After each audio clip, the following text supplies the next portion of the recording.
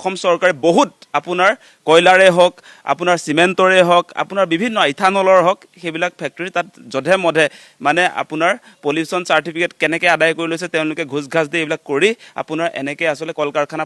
মানে প্ৰস্তুত কৰি এতিয়া সাংঘাতিক ধৰণৰ এটা পলিউশ্যন হোৱা ঠাই হিচাপে ইতিমধ্যে বৰ্ণিহাট অঞ্চলটো আপোনাৰ যোৰাবাটৰ পৰা বৰ্ণিহাট এই অঞ্চলটো চিনাক্ত হৈছে গতিকে এছিয়াৰ ভিতৰত আটাইতকৈ বেছি পলিউশ্যন হোৱা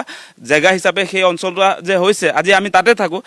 আমি জানো আচলতে তাত কেনেকুৱা এটা পৰিৱেশত আমি থাকিবলগীয়া হৈছে তাত লাহে লাহে এতিয়া বিভিন্ন আপোনাৰ চৰ্ম ৰোগ আৰম্ভ হৈছে কেঞ্চাৰৰ নিচিনা ৰোগে দেখা দিছে আৰু ছাত্ৰ ছাত্ৰীবিলাকৰ ক্ষেত্ৰতো পঢ়াৰ আপোনাৰ যি ধৰণৰ ফেচিলিটিছ আমি পাব লাগে আপোনালোকে জানে যে কিতাপ পত্ৰবিলাকলৈকে আপোনাৰ যিবিলাক ধূলি যিটো কল কাৰখানাৰ পৰা যিবিলাক আৱৰ্জনা নিৰ্গত হয় সেইবিলাকে গোটেই কিতাপ পত্ৰ আপোনাৰ চোলা পেণ্ট সকলোবিলাক আৰু যিমান আচবাব আছে গোটেইবিলাক কিন্তু ধূলি বালিৰে ফুটি পেলায় এনেকুৱা এটা পৰিৱেশ আচলতে বৰ্ণিহাট অঞ্চলত হৈছে আৰু আপোনাৰ দ্বিতীয় কথাটো হৈছে আপোনালোকে নিশ্চয় দেখা পাইছে এতিয়া গোটেই মানে এই যে ইথানলযুক্ত আপোনাৰ যিটো পেট্ৰল ব্যৱহাৰ কৰা হৈছে আপোনাৰ পেট্ৰলত 20% ইথানল মিক্স কৰি যিটো এটা পৰিৱেশৰ সৃষ্টি হৈছে আপোনালোকে দেখিছে যে এক্সপেৰিমেণ্ট কৰিছে বুলি কৈছে চৰকাৰে বিজেপি চৰকাৰে এক্সপেৰিমেণ্টছ কৰিছে মানে আপোনাৰ এই ইথানলযুক্ত পেট্ৰল ব্যৱহাৰ কৰি মানে তেওঁলোকক কোনে পাৰ্মিশ্যন দিলে আচলতে মানে ভাৰতৰ জনতাক অন্ধকাৰত ৰাখি তেওঁলোকে ইথানলযুক্ত পেট্ৰল যে ব্যৱহাৰ কৰিবলৈ দিলে সেই পাৰ্মিশ্যনটো আমাৰ পৰা ল'লেনে নাই ৰাইজৰ পৰা ল'লেনে নাই আমিতো পেট্ৰল বুলিহে ব্যৱহাৰ কৰি আছোঁ তাত যে ইথানল মিক্স কৰিছে সেই কথাটোতো বহুত মানুহে জনা নাছিলে আৰু এতিয়া তেওঁলোকে সুপ্ৰিম কোৰ্টত কৈছে যে বোলে এইটো বোলে আপোনাৰ কেনেকুৱা হয় ইথানলযুক্ত আচলতে পেট্ৰল সেইটো আমি আচলতে যান বাহনবিলাকত এইটো পৰীক্ষামূলকভাৱে তেওঁলোকে এক্সপেৰিমেণ্ট কৰিছে বুলি কৈছে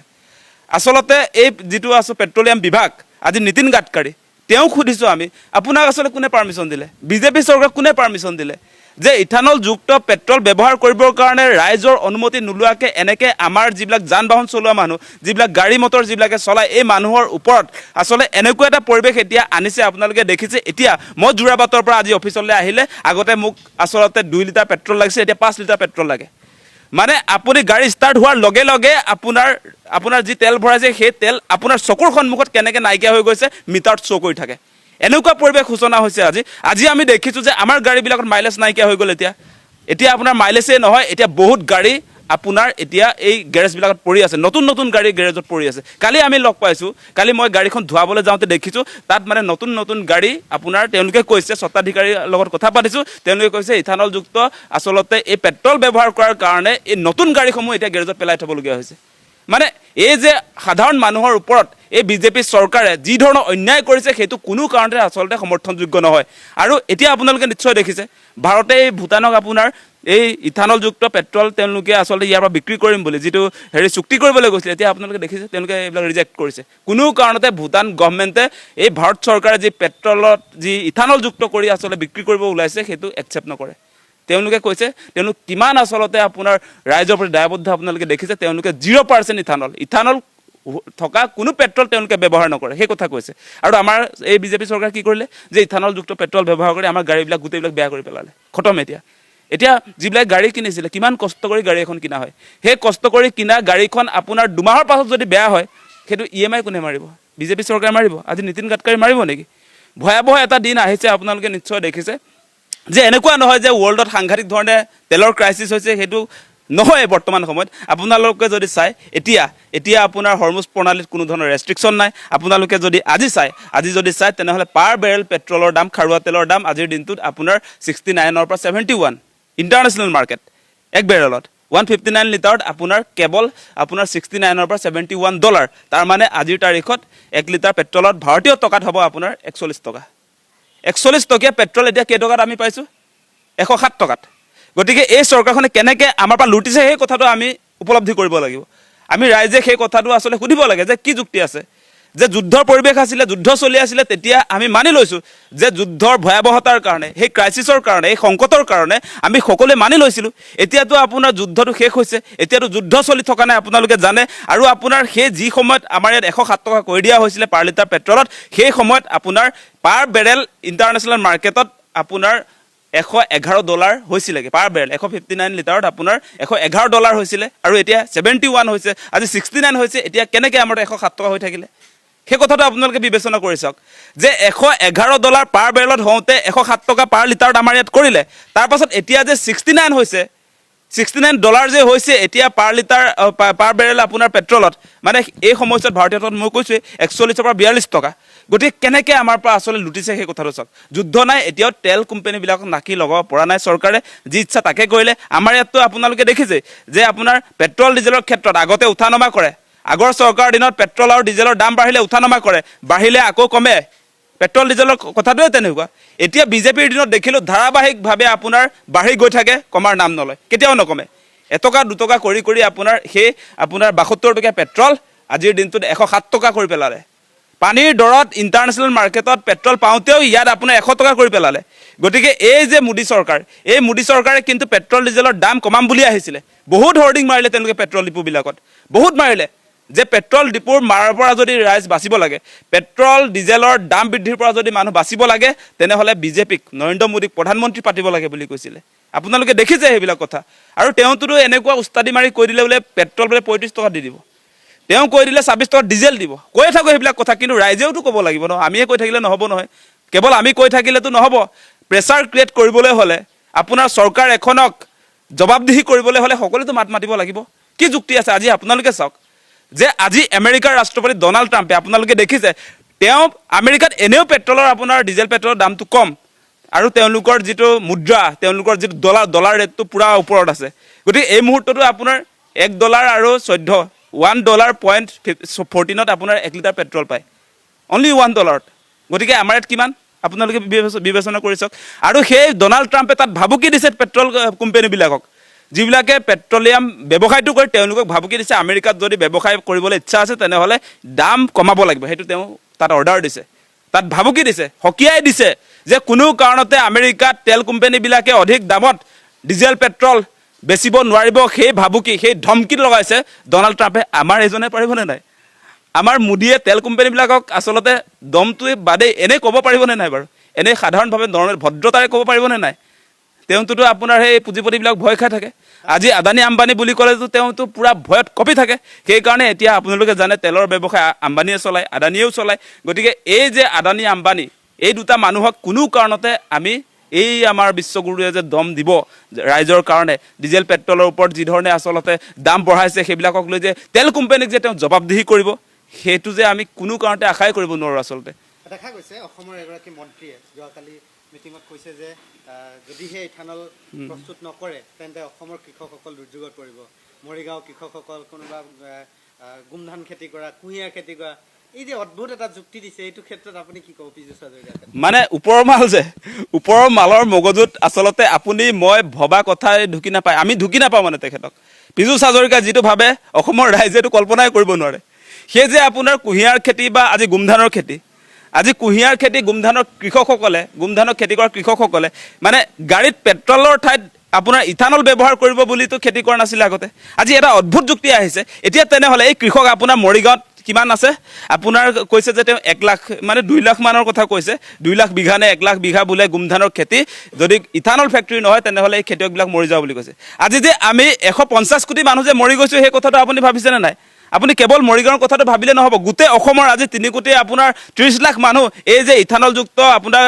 পেট্ৰল ব্যৱহাৰ কৰি আমাৰ গাড়ীবিলাক যে আজি গেৰেজে যে পৰি আছে সেইটোৰ আপুনি কিবা ক্ষতিপূৰণ দিবনে নাই তেওঁ এটা অদ্ভুত যুক্তি আনিছে এতিয়ালৈকে আপোনাৰ এইটো কনফাৰ্ম হোৱাই নাই যে ইথানলযুক্ত যিবিলাক পেট্ৰল সেই পেট্ৰল চলাব পাৰিবনে নাই এক্সপেৰিমেণ্ট চলি আছে বুলি সুপ্ৰিম কোৰ্টত কৈছে ভাৰত চৰকাৰৰ তৰফৰ পৰা পেট্ৰলিয়াম ডিপাৰ্টমেণ্টৰ তৰফৰ পৰা আৰু তেওঁ একদম ওপৰত গৈ কি ক'লে যে বোলে ইথানলযুক্ত পেট্ৰল ব্যৱহাৰ কৰিব লাগে বুলি কৈছে তেওঁ মানে একদম মানে সৰ্বজান্তা তেওঁ এই এক্সপেৰিমেণ্ট চলি থকা অৱস্থাতে তেওঁ মানে গোটেই ৰেগুলাৰাইজ কৰি দিছে মানে এইটো কিনিব লাগে বুলি কৈছে এইটো বোলে তেওঁহে জানে বাকীবিলাকে বোলে এনে আপত্তি কৰি আছে বুলি কৈছে ওপৰৰ মাল আপুনি ওপৰৰ মাল হৈ থাকক এনেকুৱা আমাৰ সৰ্বসাধাৰণ মানুহৰ যিবিলাক মৌলিক সমস্যা সেইবিলাকৰ ক্ষেত্ৰত আপুনি আচলতে মাতবোল নকৰাই ভাল আমি কিমান মানুহে এতিয়া জ্বলা যন্ত্ৰণা খাই আছোঁ আমাৰ সেই গোটেই ভাৰতৰ যদি আপোনালোকে কল্পনা কৰিছে আমাৰ 150 কোটি জনতাৰ এই গোটেই মানুহবিলাক যে আজি ইথানলযুক্ত পেট্ৰল ব্যৱহাৰ কৰি যি ধৰণৰ হাৰাশাস্তি ভোগ কৰিবলগীয়া হৈছে তেওঁলোকে কিমান কষ্ট কৰি গাড়ী এখন কিনি নিজৰ জীৱন নিৰ্বাহ কৰি আছে এই গোটেই মানুহবিলাকৰ খং খুব এই সমস্যাত যি ধৰণে বহিঃপ্ৰকাশ হৈছে সেইটোতে আকৌ তেওঁ মানে জ্বলা জুইত ঘিউ ঢালিবলৈ আহি মানে আপোনাৰ কি কৰি পেলালে যে ইথানলযুক্ত পেট্ৰল ব্যৱহাৰ কৰিব লাগে সেইটো পাৰে মানে তেওঁ পণ্ডিত তেওঁ মানে আপোনাৰ বৈজ্ঞানিক সেইকাৰণে মানে তেওঁ এতিয়া এই যে ইথানলযুক্ত যিটো পেট্ৰল সেইটো আমাক ব্যৱহাৰ কৰিবলৈ কৈছে সেই কথাটোৱে আমি দেখিছোঁ আৰু মূল কথাটো হৈছে আমি কোনো কাৰণতে এই মুহূৰ্তত যি ধৰণে আচলতে ইথানলযুক্ত পেট্ৰল ব্যৱহাৰ কৰি সাধাৰণ ৰাইজৰ প্ৰতি এই কল্যাণকামী ৰাষ্ট্ৰত যি ধৰণৰ অন্যায় তেওঁলোকে আৰম্ভ কৰিছে আজি ভাৰতত সেই কথা আমি কোনো কাৰণতে আচলতে একচেপ্ট কৰিব নোৱাৰোঁ অতি শীঘ্ৰে ইথানলযুক্ত যিটো পেট্ৰল আৰু এক্সপেৰিমেণ্টছ যিটো কৰিছে বুলি কৈছে নিজৰ গাড়ীখনত কিয় নকৰে তেওঁলোকে আজি এক্সপেৰিমেণ্টছটো তেওঁলোকে আজি বিজেপিৰ মন্ত্ৰীবিলাকে কিয় নকৰে আপোনালোকৰ তাত ইথানলযুক্তটো সেইটো ব্যৱহাৰ কৰক আমাক নক'ব সেইটো কথা আমাৰ আকৌ নতুন গাড়ী এখন কিনিবলৈ দম নাই নহয় আমাৰ কাৰো সিমান টকা পইচা নাই আপোনালোকে ৰাইজৰ টকা মাৰি মেলি একদম এতিয়া হাজাৰ কোটিৰ মালিক হৈছে আপোনালোকে ইথানলযুক্ত আচলতে পেট্ৰলটো ব্যৱহাৰ কৰক আৰু আমি এটা কথা ক'ম যে ডিপুত আচলতে দুই ধৰণৰ পেট্ৰল হ'ব লাগে এটা আমাৰ য'ত ইথানল নাই এই ইথানল নাইকিয়াবিলাক আমাৰ সাধাৰণ ৰাইজৰ কাৰণে আৰু ইথানলযুক্ত যিবিলাক দেশপ্ৰেমী আছে আমাৰ ভাৰতীয় জনতা পাৰ্টীৰ তেওঁলোকৰ মন্ত্ৰীবিলাকৰ কাৰণে তেওঁলোকৰ বিধায়কবিলাকৰ কাৰণে তেওঁলোকৰ এই অন্ধভক্তবিলাকৰ কাৰণে এইটো ইথানলযুক্ত আচলতে 20% যিটো ইথানল আছে এই পেট্ৰলটো তেওঁলোকৰ কাৰণে বুলি তাত লিখি দিব লাগে আচলতে তেতিয়া দেখিম নহয় তেওঁলোকে ক'ত ভৰাই তেতিয়া ওলাই যাব মানে দুধকা দুধ পানী কা পানী হৈ যাব ইথানলযুক্তৰ পক্ষত যে মাত মাতে পিজুল হাজৰিকাই ক'ত ভৰাই আমি চাম নহয় তেতিয়া বা তেওঁলোকৰ এই বিজেপিৰ যিবিলাক সমৰ্থক অন্ধভক্ত সেইবিলাকে ক'ত আচলতে তেলটো ভৰাই আমি চাম নহয় ইথানলযুক্তত ভৰাব নাই নে আপোনাৰ ইথানল য'ত নাই সেইটো ভৰাব আমি সকলোৱে জানো যে বিজেপিয়ে খুব প্ৰচাৰ কৰিছিল जिसने राम को लाया है हम उनको लाएंगे আৰু আমি দেখিছিলোঁ নৰেন্দ্ৰ মোদীয়ে ৰামক কেনেকৈ আঙুলিত ধৰি পেলানি ৰাম মন্দিৰলৈ লৈ গৈছিলে তাৰ পাছত নৰেন্দ্ৰ মোদী ডাঙৰীয়াই শিলান্যাস কৰিলে ৰাম মন্দিৰৰ ভূমি পূজনো তেখেতে কৰিলে ৰাম মন্দিৰত ৰামৰ প্ৰাণ প্ৰতিষ্ঠাও নৰেন্দ্ৰ মোদীয়ে কৰিলে অথচ তেখেতে কিন্তু তেখেতৰ মাতৃৰ বিয়োগ হওঁতে আমাৰ হিন্দু ধৰ্মৰ ৰীতি নীতি মতে কিন্তু তেখেতে চুলিও খুৰোৱা নাছিল দেই তেখেতলোকে মানে সকলো কৰিব পাৰে বাকীয়ে নোৱাৰে বাকীৰ ক্ষেত্ৰত নিয়মবোৰ লাগু হয় কিন্তু ট্ৰাষ্ট গঠন কৰি তাত কাক দায়িত্ব দিব নিদিব সেয়া সকলো নৰেন্দ্ৰ মোদীয়ে নিৰ্ধাৰিত কৰিছে এতিয়া যেতিয়া ৰাম মন্দিৰত ইমান বৃহৎ চুৰ হৈছে ৰামৰ পাদুকা চুৰ হৈছে ৰামৰ নামত দিয়া গোটেই আভূষণ চুৰ হৈছে ৰামৰ ভায়েক শত্ৰুঘ্ন ভৰত লক্ষ্মণৰ যি কিৰীটি বা তেওঁলোকৰ যি আভূষণ এইবোৰ চব চুৰ হৈছে এজন IAS অফিচাৰে নিজৰ মাকৰ সোণ গলাই তেওঁ 5 কোটি টকাৰ প্ৰায় 5 কোটি টকাৰ সমপৰ্যায়ৰ সোণেৰে এখন ৰামচৰিত মানস দিছিলে সেইখন নাইকিয়া হৈছে কোনোবাই চান্দিৰ ইটা দিছিলে সেয়াও নাইকিয়া হৈছে কাৰণ এই যে সম্পত ৰায় নৰেন্দ্ৰ মোদীৰ একদম বন্ধু একদম মানে নৰেন্দ্ৰ মোদীৰ অতি বিশ্বস্ত বন্ধু এই সম্পত ৰায়ে কি কৰিছে মানুহে বিচৰাৰ পিছতো তেওঁ ৰচিদ দিবলৈ মানে অপৰাগ হৈছে আৰু এনেধৰণেৰে যোৱা 4টা বছৰৰ পৰা ৰাম মন্দিৰ সাংঘাতিক ধৰণেৰে লুণ্ঠন কৰি আহিছে ৰাম মন্দিৰ যে হোৱাৰ পিছত লুণ্ঠন হৈছে সেইটো নহয় ৰাম মন্দিৰ বনোৱাৰ পৰা ধৰি ৰাম মন্দিৰৰ লুণ্ঠন কাৰ্য চলি আহিছে অথচ আপোনালোকে জানেনে এই ৰাম মন্দিৰক প্ৰতিষ্ঠা কৰাক লৈ মানে শ বছৰ ধৰি ৰাম ভক্তসকলে কিন্তু সাংঘাতিক কষ্ট কৰিছে কোনোবাই নিজৰ জীৱন বলিদানো দিছে এই যি ৰাম মন্দিৰ প্ৰতিষ্ঠা কৰা এয়া কাৰ্য 20 বছৰ 25 বছৰ 100 বছৰ নহয় ই প্ৰায় 2-300-250 বছৰীয়া এটা পৰিক্ৰমা যাৰ ফলত ব্ৰিটিছে শাসন কৰা অৱস্থাৰ পৰাই আচলতে এই মানে যোনটো আমাৰ কথা এই কথাখিনি একদম পুৰা আৰম্ভণি হৈছিলে খেলি মানে প্ৰথম আৰম্ভণি তাৰপাছত আমি সকলোৱে যদি আপুনি ৰাম মন্দিৰৰ ভালকে ইতিহাস যায় 1986 চনত ৰাজীৱ গান্ধী ডাঙৰীয়াৰ আদেশত কেনেকৈ ৰাম মন্দিৰৰ প্ৰথম তলা খোলা হৈছিলে 37 বছৰৰ বিৰতিৰ মূৰত মানুহে কেনেকৈ ৰাম মন্দিৰত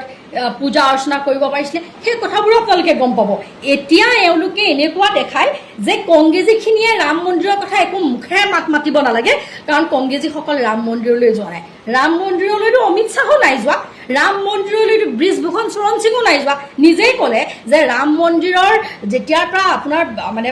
মন্দিৰ নিৰ্মাণ কাৰ্য হৈছে তেতিয়াৰ পৰা ইমান বেছি দুৰ্নীতি হৈছে যে তেওঁলোকে সেইবোৰ দেখি শুনি মন্দিৰ যোৱাই বাদ দিলে আৰু এতিয়া যদি তেওঁলোকে কোনে কোনে লুটপাট চলাইছে সেইবোৰ যদি নাম তেওঁলোকে ক'বলৈ হয় তেতিয়াহ'লে তেওঁলোকৰ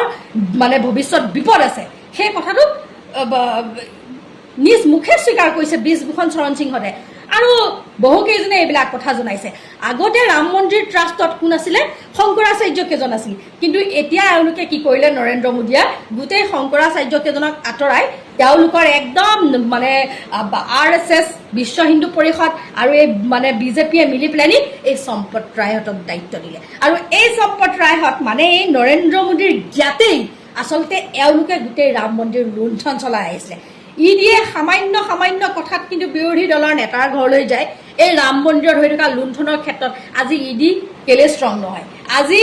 মই ভাবোঁ উচ্চতম ন্যায়ালয়ে চমুটো গোচৰ তৰিব লাগে কাৰণ ই এটা সৰু কথা নহয় ইয়াৰ লগত বহু মানুহৰ ত্যাগ বলিদান জড়িত হৈ আছে বহুত ৰাম ভক্তৰ কথা জড়িত হৈ আছে আমি ৰামক কোনোদিন বদনাম কৰা নাই আমি সৰুৰে পৰা ৰামায়ণৰ কাহিনী শুনিছোঁ মহাভাৰতৰ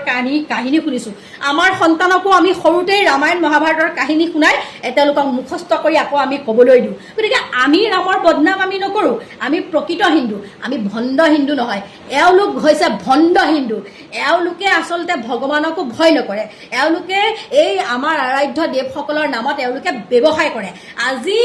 মধ্যপ্ৰদেশৰ মহাকালৰ উজ্জয়িনত থকা যি মহাকাল মন্দিৰ তাতো লুটপাট চলাইছে আজি বদ্ৰীনাথতো এওঁলোকে লুটপাট চলাইছে এওঁলোকে আপোনাৰ গোটেই দক্ষিণৰ এটা তিৰুপতি মন্দিৰৰ লাডুৰ ক্ষেত্ৰতো এওঁলোকে দুৰ্নীতি কৰিছে এওঁলোকে বৈষ্ণোদেৱীৰ মন্দিৰৰ চান্দিৰ ক্ষেত্ৰতো এওঁলোকে দুৰ্নীতি কৰিছে কোনে কৰিছে এই বৰ্তমানৰ বিজেপি আৰু RSS কাৰণ এওঁলোক হৈছে ভণ্ড দুৰ্নীতিবাজ নকলি হিন্দু কিন্তু আমি নকলি হিন্দু নহয় আমি অন্ধবিশ্বাসক আমি সদায় সমালোচনা কৰি আহিছোঁ আমি যুক্তিৰে চাওঁ কিন্তু আমি কাৰো আৰাধ্যক আমি অপমান নকৰোঁ কিন্তু আজি এওঁলোকে আচলতে এই এখন জঘন্য খেল খেলিছে গতিকে ৰাইজে বুজি পাওক যি ৰামক লৈ এওঁলোকে ৰাজনীতি কৰি ৰাজপাট ল'লে ৰাম মন্দিৰ কৰি এওঁলোকে আজি সেই মানুহৰ মাজত এখন সাংঘাতিক ধৰ্মীয় আস্বাদন পেলাই এওঁলোকে গোটেই আমাৰ মানুহক মদ ভাং ড্ৰাগছ খুৱাই এওঁলোকে এখন অসহিষ্ণু সমাজ গঠন কৰিছে আপোনালোকে দেখিছেই নহয় চাৰিওফালে হত্যা হিংসা লুণ্ঠন সৰু সৰু ছোৱালীবিলাকক ধৰ্ষণ দলবদ্ধ ধৰ্ষণ আজি ৰাজস্থানত 13 বছৰীয়া এজনী ছোৱালীক 5 দিন ধৰি 30জন পুৰুষে দলবদ্ধ ধৰ্ষণ কৰিছে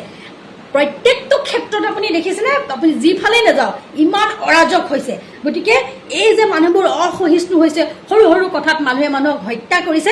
এইবোৰ এই বিজেপি চৰকাৰৰ আৰু নৰেন্দ্ৰ মোদীৰ দেন কাৰণ নৰেন্দ্ৰ মোদী নিজে এপষ্টিন ফাইলত ফচি পেলাইনি আজি আমেৰিকা আৰু ইজৰাইলৰ হাতোৰাত বন্দী হৈ আজি তেওঁলোকে যি কয় তাকে শুনিবলৈ বাধ্য হৈছে কিন্তু ভাৰতীয় মানুহ অন্ধ নহয় সকলোৱে গোবৰ ভক্ত নহয় গতিকে এই কথাখিনি আপোনালোকৰ বাবে আগবঢ়াই দিছোঁ আপোনালোকে চিন্তা কৰক এই ভণ্ড 2 নম্বৰীসকলৰ লগত থাকিব নে আপোনালোকে প্ৰকৃতপক্ষে আপোনালোকে নাগৰিকৰ যিবিলাক মৌলিক অধিকাৰ আজি আপোনাৰ সন্তানৰ শিক্ষাৰ যি অধিকাৰ সেয়া কাঢ়ি নিয়া হৈছে চৰকাৰী গোটেই ব্যৱস্থাটো শিক্ষা ব্যৱস্থাটো এফালৰ পৰা নিষেধ কৰি দিছে এওঁলোকে ব্যক্তিগতকৰণৰ দিশেৰে লৈ গৈছে এইবোৰ কথাত আজি যদি আপোনালোকে নেমাতে আপোনালোকে অনবৰত খালি হিন্দু মুছলমান কৰি থাকে আপোনাৰ সন্তানে গৈ কাইলৈ ক'ত চাকৰি পাব সেই কথাটো আপুনি কওক নে আম্বানী আদানীৰ আপোনালোকে গেবাৰী খাটিব 12-14 হাজাৰ টকাৰ বাহিৰে তেওঁলোকৰ তাততো তেনেকৈ চাকৰি নিদিয়ে আমি দেখিছোৱেই গতিকে আপোনালোকে এতিয়াও সময় আছে সকলোৱে আপোনালোকে জাগ্ৰত হওক আৰু এই আমাৰ ৰামৰ বা আমাৰ শিৱৰ এই কৃষ্ণৰ বা এয়া বৈষ্ণোদেৱীৰ যিবোৰে এইবোৰ লুণ্ঠন কৰিছে চুৰ ডকাইত কৰি আছে এয়া চব RSS বিজেপি আৰু